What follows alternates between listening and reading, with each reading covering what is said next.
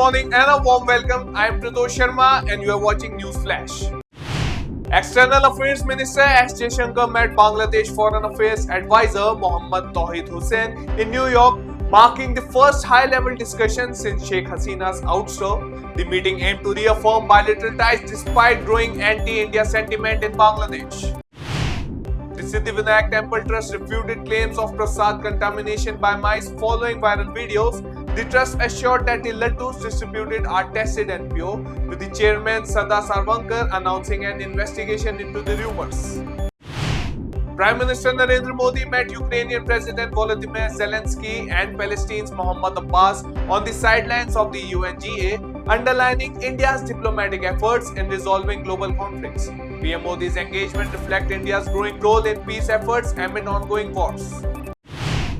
Maharashtra CID may take over the investigation into the police shooting of Akshay Shinde, accused in the Badlapur sexual assault case. The incident, which led to a political controversy, saw forensic teams collecting evidence from the police vehicles involved in the encounter. The Karnataka High Court dismissed Chief Minister Siddaramaia's challenge to the governor's approval for a corruption investigation into the Muda case.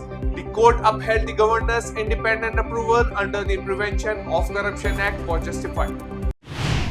On the sidelines of UNGA, Prime Minister Narendra Modi met Vietnamese President To Lam, discussing enhanced cooperation in connectivity, trade and culture. The two leaders emphasized strengthening the India-Vietnam relationship.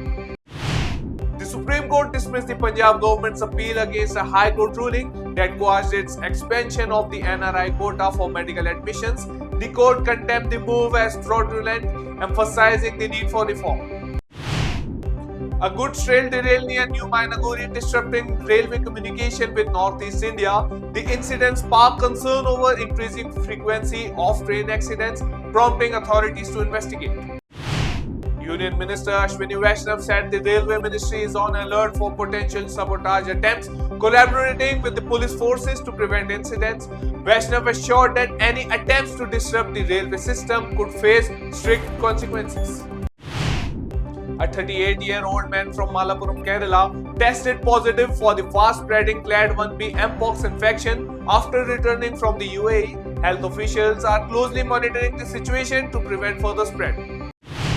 The Indian Army discovered evidence linking the murder of Man Singh, a resident of Jammu, to Pakistan terrorists. Photos found on the terrorist phones revealed graphic images of Singh's murder, confirming suspicions after his disappearance in August. Israel launched a deadly airstrike campaign in southern Lebanon, killing 492 people, including Hezbollah terrorists. The attacks targeted Hezbollah position, sparking widespread devastation and further heightening tensions in the region. US President Joe Biden and UAE President Sheikh Mohammed bin Zayed discussed the India-Middle East-Europe Economic Corridor's potential at the UNGA. The project launched at the G20 aims to enhance international connectivity across key regions. Despite India's diplomatic efforts, Hindus in Bangladesh continue to face suppression following Sheikh Hasina's departure.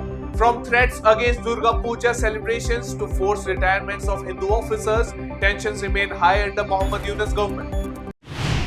Israel Defense Forces announced the killing of Hezbollah's missile commander Ibrahim Mohammed Kabisi in an airstrike in Beirut. The IDF's operation eliminated multiple key Hezbollah figures amid the escalation conflict in the Lebanon.